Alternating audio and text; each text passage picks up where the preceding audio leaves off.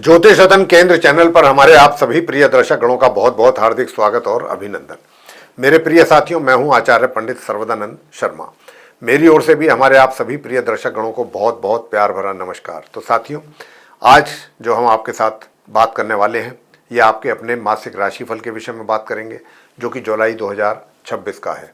और इसके माध्यम से हम ये जानने की कोशिश करेंगे आज के इस कार्यक्रम में कि जो आप हमारे धनु लगन राशि के जातक हैं, जिनका कि सेजिटेरियस असेंडेंट बनता है, तो आपके लिए ये जुलाई 2026 कैसा रहने वाला है, किस प्रकार के रिजल्ट्स आपको मिलने जा रहे हैं। अब देखिए, 9 ग्रह हैं, 9 ग्रहों की स्थिति इस जुलाई 2026 में आप धनु लगन राशि के जातकों के चार्ट के अनुसार कैसी रहने वाली है, इस बात पर डिपेंड करेगा कौन सा ग्रह आपको अच्छे परिणाम देने जा रहा है, कौन सा जो है अशुभ परिणाम दे रहा है, कौन सा अनिष्टकारी ग्रह है आपके लिए। तो अब ये तो ग्रहों की स्थिति के आधार पर ही निकाला जाएगा एनालिसिस करके, और यही बात हम हमेशा आपसे करते हैं कि देखिए, सभी के लिए ये जानना बहुत आवश्यक होता है कि 9 ग्रहों में कौन सा ग्रह ऐसा है कि अब जैसे कि जुलाई 2026 को लेकर के बात हो रही है कि भाई इस महीने में कौन सा 9 के 9 ग्रहों में ऐसा ग्रह है कि जो हमारे को सपोर्ट नहीं करेगा या हमें अशुभ परिणाम देने के लिए बैठा है। तो जो अशुभ परिणाम देने के लिए बैठा है उसका तो पहले बंदोबस्त किया जाएगा ना,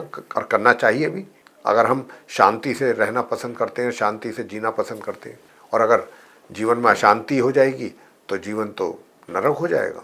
तो साथियों, यहाँ पर इसीलिए अंत में हम छोटे छोटे और सरल उपाय आपको दिया करते हैं कि जिनमें ना तो पैसे का कोई खर्चा होता है, ना कोई समय का ज़्यादा। बस आप उनको श्रद्धा भाव से कीजिए और आपके रिजल्ट्स जो हैं आपके अनुसार आपको प्राप्त होते हैं आराम से। तो यहाँ पर आइए, आपको भी हम ये संक्षेप में जानकारी दे दें ग्रहों से संबंधित। तो ठीक मेरे पीछे चार्ट डिस्प्ले हो रहा है आपका, ये जो धनु लगन राशि के जातक हैं उनका, और इस चार्ट में हमने ग्रहों की स्थिति को बहुत ही स्पष्ट रूप से दर्शाने की कोशिश की है, कौन सा ग्रह किस ग्रह के साथ किस राशि में अपना संबंध बनाकर बैठा है, फिर वो कब अपना राशि परिवर्तन करेगा। और साथियों, बताना चाहेंगे कि जब भी कोई ग्रह अपना राशि परिवर्तन करता है, उसके रिजल्ट्स भी उसके साथ साथ चेंज हो जाते हैं, उस राशि परिवर्तन के साथ साथ। तो यहाँ पर यह भी बहुत जानना आवश्यक है। इसीलिए हम अब जब भी कोई ग्रह का राशि परिवर्तन होता है तो हम अलग से उसका वीडियो बना करके आप तक पहुंचाने की हमारी कोशिश रहती है, कि ताकि सभी 12 राशियों के जातकों को ये पता लग सके कि आखिरकार ये जो ग्रह राशि परिवर्तन कर रहा है ये सभी 12 राशियों को किस प्रकार का प्रभाव देने वाला है उनके जीवन में। तो आइए साथियों, सबसे पहले चर्चा को आगे बढ़ाते हुए बात करते हैं कि जहाँ पर जो है ये 3 नंबर लिखा हुआ है, ये 7th हाउस है, सप्तम भाव, और यहाँ सूर्य बुध आप एक साथ बैठे हुए देख रहे हैं, और मिथुन राशि है ये 3 नंबर, और ये बुध की राशि है, बुध इसके लॉर्ड है। तो यहाँ पर क्या है कि सूर्य जो है वो 1 जुलाई से ही मौजूद है, और यहाँ पर 16 जुलाई तक ये रहेंगे, 16 दिन। 16वें दिन ये यहाँ से निकलेंगे राशि परिवर्तन करते हुए सूर्यदेव, और ये कहाँ जाएंगे, यहाँ से निकल के अगले घर में जाएंगे जहाँ पर 4 नंबर लिखा हुआ है। 4 का मतलब है कर्क राशि, जो कि जिसके स्वामी चंद्रमा हैं। तो सूर्य जो हैं चंद्रमा के परम मित्र हैं। तो सूर्य अपनी सम राशि मिथुन से निकल करके अपनी मित्र राशि कर्क में अष्टम भाव में प्रवेश करेंगे। वहाँ पहले से ही गुरु बृहस्पति उच्च के होकर के बैठे हुए हैं, उच्च के होकर के उच्च अवस्था में, और वो भी सूर्य के परम मित्र हैं। तो सूर्य को उनका भी मतलब साथ मिलेगा, बृहस्पति का भी, लेकिन साथ तो मिलेगा, लेकिन बृहस्पति की हालत खराब हो जाएगी। क्यों हो जाएगी कि कोई भी ग्रह जब सूर्य के नज़दीक आता है, राहु केतु को छोड़ करके एक निश्चित डिग्री पर वो अस्त हो जाता है, और अस्त जो ग्रह हो जाता है उसकी जो पावर है वो बहुत कम हो जाती है रिजल्ट देने की, अच्छे रिजल्ट देने की, और वो फिर थोड़ा विपरीत परिणाम देने शुरू कर देता है। अच्छे की जगह अशुभ परिणाम काफ़ी देता है, शुभ परिणामों में कमी आ जाती है उसके। तो ऐसा ही गुरु बृहस्पति का साथ है कि जब 16 तारीख को 16 जुलाई को वहाँ पर सूर्य पहुँचेंगे, ये उनके आने से एक दिन पहले ही अस्त हो जाएंगे पश्चिम में, और पूरे महीने अस्त रहेंगे ये 31 जुलाई तक। तो बृहस्पति उच्च के होकर भी अस्त रहेंगे, तो इनकी पावर जो है वो बहुत कम हो जाएगी, लेकिन सूर्य साथ में होंगे तो सूर्य का अपना प्रभाव होगा। तो यहाँ पर ये स्थिति रहेगी। बुध की बात कर लें तो बुध भी जो है 1 तारीख से लेकर 7 तारीख तक, 1 जुलाई से 7 जुलाई तक बृहस्पति के ही साथ रहेंगे अष्टम भाव में, कर्क राशि में, अपनी शत्रु राशि कर्क में, और 7 जुलाई को वो यहाँ से राशि परिवर्तन करते हुए, क्योंकि बुध जो है वो अस्त भी हैं और उल्टी चाल भी चल रहे हैं, और जब कोई भी ग्रह उल्टी चाल चलता है तो वो आगे वाले घर में तो नहीं जाएगा, राशि परिवर्तन करने के बाद वो तो अपने से पीछे वाले घर में जाएगा। तो सेम बुध भी कर्क से निकल करके अपनी स्वयं की राशि मिथुन में प्रवेश कर जाएंगे 7 जुलाई को। कैसी अवस्था में, अस्त अवस्था में और वक्री अवस्था में, मतलब बहुत कमज़ोर स्थिति। और 7 तारीख से लेकर 21 तारीख तक ही ऐसे ही हालात में रहेंगे। 21 को जाकर के ये पूर्व में उदय होंगे और 23 को ये मार्गी हो जाएंगे। तो मैं कह सकता हूं कि 23 जुलाई को जाकर के इनकी स्थिति मजबूत होगी और एक तरीके से माह के उत्तरार्ध में जाके, और 31 जुलाई तक ये वहां बने रहेंगे 7th हाउस में, 7 जुलाई से लेकर के और माह के अंत तक। लेकिन 23 जुलाई से इनकी स्थिति में सुधार होगा। आगे बात करते हैं शुक्र की। शुक्र जो है ये भी 1 जुलाई से 4 जुलाई तक कर्क राशि में अष्टम भाव में अपने समग्रह बृहस्पति के साथ ही और बुध के साथ बने रहेंगे, अपने मित्र ग्रह बुध के साथ अष्टम भाव में।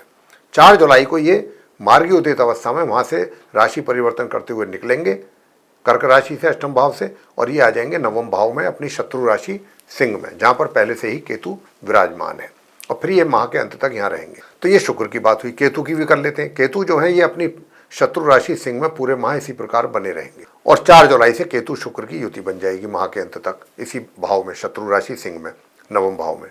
अब आगे बात करेंगे राहु की, जहां पर 11 नंबर लिखा हुआ है। ये कुंभ राशि है और तृतीय भाव है, 3rd हाउस, और कुंभ राशि जो है ये शनि की राशि कहलाती है। शनि राहु के परम मित्र हैं, तो राहु अपने मित्र की राशि में बैठे हुए हैं तृतीय भाव में, और इसी प्रकार बैठे रहेंगे पूरे महीने।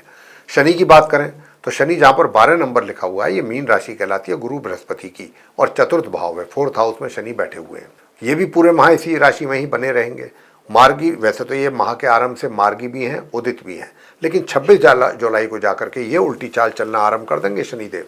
अब आगे बात करते हैं मंगल की अंत में, कि भाई मंगल की स्थिति, मंगल जो है मार्गी उदित अवस्था में पूरे माह 6ठे भाव में 6th हाउस में वृषभ राशि में शुक्र की राशि में बने रहेंगे पूरे माह इसी प्रकार। तो ये थी ग्रहों की स्थिति। अब इनके आधार पर ही अब हम बताने वाले हैं आपको कि इस जुलाई 2026 में आप धनु लगन राशि के जातकों के लिए किस प्रकार के रिजल्ट्स बनते हैं, और अंत में देंगे आपको छोटे छोटे सरल आसान उपाय। बस उनको आपको श्रद्धा भाव से करना होगा। ये उन्हीं अशुभ ग्रहों के प्रभाव को कम करने के लिए होंगे उपाय, ताकि आप अपने पूरे महीने को सुकून और शांति से व्यतीत कर सकें इन उपायों को करते हुए। तो सबसे पहले तो हम बात करेंगे आपके रोजगार को लेकर इन ग्रहों की स्थिति को देखते हुए कि आपके साथियों आपके रोजगार में आपको काफ़ी संघर्ष करना पड़ सकता है, और आपके इच्छा के अनुरूप परिणामों की प्राप्ति होने में कमी के भी संकेत हैं, क्योंकि बुध की स्थिति जो है वो पहले दिन से ही काफ़ी वीक है, और बुध आपके करियर के लॉर्ड हैं। चाहे आप व्यापार कर रहे हैं तो व्यापार में भी कुछ मंदी दिखाई देगी, रोजगार कर रहे हैं तो वहाँ पर भी कुछ स्थिति काफ़ी मतलब आपके अनुरूप चीज़ें नहीं चलती हुई दिखाई देंगी। चीज़ें ऐसा लगेगा कि जैसे आप कुछ और चाह रहे हैं, चीज़ें विपरीत दिशा में जा रही हैं। कुछ इस प्रकार के हालात रहने वाले हैं। धन लाभ की अगर मैं बात करूं तो धन लाभ को लेकर के भी ऐसे हालात हैं कि धन बस आपके लिए आता रहेगा आवश्यकता के अनुसार आपके हाथों में। ऐसा नहीं है कि कुछ धन अत्यधिक मात्रा में आए या धन का लाभ प्रचुर मात्रा में हो, ऐसी संभावना नहीं है बिल्कुल भी। तो इतना आप अपना माइंड सेट करके ही चलें कि धन भी मुझे लिमिटेड क्वांटिटी में ही मेरे को लाभ के रूप में मिलेगा। अब बात संचय करने की कर लेते हैं, धन का संचय। तो धन का संचय भी सामान्य तौर पे ही होगा, और धन का संचय करने के बाद सुख सुविधाएं अगर हैं भी, हाल तो होंगी नहीं, अगर होंगी तो भी उसका लाभ ले पाने में कमी। मुख्य तौर पे तो मैं यही कहूँगा कि सुख सुविधाओं के होते हुए भी लाभ उठाने में कमी। अब आगे बात करते हैं कि भाई आपका प्रेम संबंध अगर है, कहीं लव अफेयर चल रहा है तो उसके हालात कैसे रहेंगे। तो अगर आपका लव अफेयर है तो लव अफेयर की बात मैं बता दूं आपको कि देखिए ये जो स्थिति है 1 जुलाई से लेकर के और 4 जुलाई तक का जो समय है, इसमें आपका मित्र जो है आपके साथ या आप अपने मित्र के साथ भरपूर एंजॉय करने वाले हैं। लेकिन उसके पश्चात बाद में चीज़ें देखिए आपस में एक वो तो बना रहेगा, लेकिन जो एंजॉय करने वाली बात होती है ना कि भाई 2 मित्र हैं, मिले हैं, आप एंजॉय कर रहे हैं अपने, और आपके रिलेशन भी बेहतर हो, उसमें ये चीज़ें ठंडी रहेंगी बाकी टाइम पूरे महीने 4 जुलाई के बाद। बात करेंगे कि भाई विवाह का योग है, विवाह का भी योग नहीं है। अब इसके बाद कि भाई अगर आप विवाहित हैं तो वैवाहिक संबंध कैसे रहेंगे। तो मैं आपको बता दूं कि वैवाहिक संबंधों में भी समस्या है, लेकिन ये है कि कमी रहेगी वैवाहिक संबंधों में भी। लेकिन हाँ इतना ही कि भाई चीज़ें फिर भी चलाते रहेंगे आप लोग किसी ना किसी तरह। लेकिन हाँ 23 तारीख से और 31 के बीच का जो समय है इस जुलाई के महीने में, ये आपके वैवाहिक संबंधों को काफ़ी मजबूत करने वाला है। यानी कि जितनी चीज़ें पीछे रहेंगी कमियां, वो सारी दूर होंगी माह के अंत में जाकर के, ये मैं कह सकता हूँ आपसे। और साथियों पार्टनरशिप में भी आपको अंत में ही जाके कुछ लाभ मिलेगा, पीछे तो स्ट्रगल भी करना पड़ेगा, लाभ भी हाथ में नहीं आएगा, पार्टनर के साथ भी कुछ गड़बड़ रह सकती है। तो ये चीज़ें हैं। अब आखिर में बात करते हैं कि भाई आखिर में क्या इसके आगे, कि भाई आपके पारिवारिक संबंध कैसे रहेंगे और धन का संचय भी। तो धन का संचय करने का जहाँ तक प्रश्न है या पारिवारिक संबंधों की जहाँ तक बात है, तो पारिवारिक संबंध जो हैं आपके, मैं कह सकता हूँ कि सामान्य से मध्यम ही रहेंगे, ठीक ठीक चलेंगे। कोई ना कोई बहुत उसमें कोई बहुत एक्साइटमेंट आपको दिखेगी रिलेशनशिप में, ना ही कोई बहुत समस्या दिखेगी, बस चलता रहेगा चीज़ें आराम से। और सेविंग्स की भी बात ऐसी ही है कि सेविंग्स भी कभी बीच में थोड़ी हो गई, कभी रुक गई, कभी हो गई, ऐसे ही काम चलेगा, बहुत अच्छा नहीं रहेगा। और आपको भी कहीं अपना पैसा इन्वेस्ट करना नहीं चाहिए, क्योंकि वहाँ पर भी समस्याएं बनती हुई दिख रही हैं। तो मतलब आपके लिए कुछ नुकसान भी उठाने की यहाँ पर संकेत हैं। तो आप अपना पैसा कहीं इन्वेस्ट ना करें तो अच्छा है। अब आगे बात करते हैं कि भाई पारिवारिक संबंधों के बाद एजुकेशन, जो नॉर्मल एजुकेशन लेने वाले स्टूडेंट्स हैं उनके लिए बताना चाहूँगा कि आपको बहुत अत्यधिक फोकस अपनी पढ़ाई पर करने की आवश्यकता है। अगर आप चाहते हैं कि सामान्य रिजल्ट्स भी आपको मिल जाएं तो बहुत बड़ी बात है। तो यहाँ पर आपको अपनी पढ़ाई को लेकर के काफ़ी सजग और सावधान रहने की आवश्यकता है। बाकी उपाय बताए जाएंगे, उनको करिएगा और उसके बाद अपना पढ़ाई पर फोकस कीजिएगा तो अच्छे परिणाम ला सकते हैं। बात हायर स्टडीज़ की करेंगे और भाग्य की भी करेंगे। तो भाग्येश तो आपके जो हैं वो क्या कहना चाहिए, सप्तम भाव में बैठे हुए हैं। तो 1 जुलाई से ये करेंगे आपका भी 16 जुलाई तक, और 16 जुलाई के बाद भी चीज़ें ठीक रहेंगी। भाग्य का सपोर्ट मिलता रहेगा, लेकिन उतनी मात्रा में नहीं जितना मिलना चाहिए, उसमें कमी रहेगी, लेकिन मिलता रहेगा। अब जो है इसके बाद बात बताएंगे आपको कि भाई देखिए, कहने का मतलब ये है कि जो स्थिति आपकी, मतलब संतान की अगर मैं बात करूं कि संतान को लेकर के कैसा रहेगा, तो यानी कि नॉर्मल एजुकेशन जो है और संतान दोनों के लिए बात कर रहे हैं, चाहे वो नॉर्मल एजुकेशन लेने वाले हों स्टूडेंट या संतान हो, तो आपको दोनों को ही बहुत अत्यधिक परिश्रम करने की आवश्यकता रहेगी, तब कहीं खींच तान करके सामान्य परिणामों की प्राप्ति के योग बनेंगे, नॉर्मल एजुकेशन लेने वाले स्टूडेंट्स के लिए या संतान के लिए। जो हायर स्टडीज़ करने वाले स्टूडेंट्स हैं उनके लिए मैं फिर दोबारा से बताना चाहूँगा कि देखिए आपको भी स्ट्रगल काफ़ी करना पड़ेगा, तब जा कर के कुछ बात बनेगी। वैसे अगर आप चाहते हैं कि अच्छे परिणामों की प्राप्ति हो, वैसे तो होगी, लेकिन उसके लिए भी आपको भी थोड़ा मेहनत करने की आवश्यकता रहेगी। स्वास्थ्य की बात करूँ, स्वास्थ्य अच्छा रहेगा, स्वास्थ्य में किसी प्रकार की कोई कमी रहने वाली नहीं। अब आते हैं उपायों पर। देखिए, विष्णु सहस्त्र नाम का पाठ नियमित रूप से करेंगे तो आपके कार्य क्षेत्र में आपको प्रोग्रेस मिलेगी और अच्छे पॉजिटिव रिजल्ट्स मिलेंगे। साथ ही वैवाहिक जीवन में भी सुधार होगा।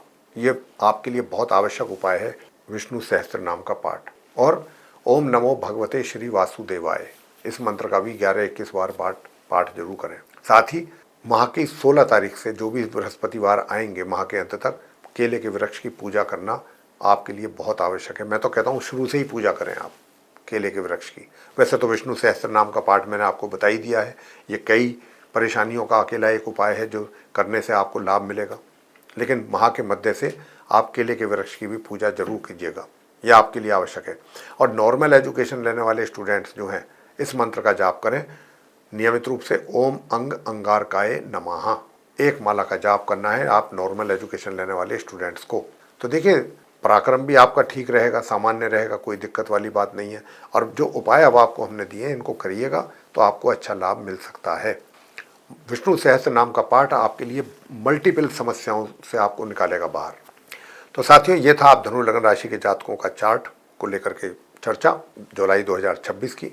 अगर आपको ये चर्चा पसंद आई है तो आप वीडियो को लाइक ज़रूर कर लें, चैनल को भी अगर अभी तक आपने सब्सक्राइब नहीं किया है तो ज़रूर कर लें, बेल आइकन भी प्रेस कर दें साथ के साथ, और अधिक से अधिक मात्रा में ये वीडियो शेयर करें दूसरे लोगों के साथ, ताकि वे लोग भी जानकारी का कुछ अच्छा लाभ ले सकें।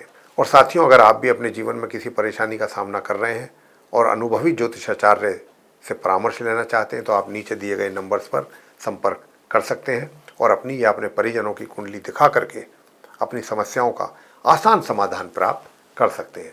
इसी के साथ साथियों, अब इस चर्चा को समाप्त करेंगे और अपने आप सभी प्रिय दर्शक गणों से लेंगे इजाज़त। आप सभी का सहृदय बहुत बहुत धन्यवाद। जय माता दी।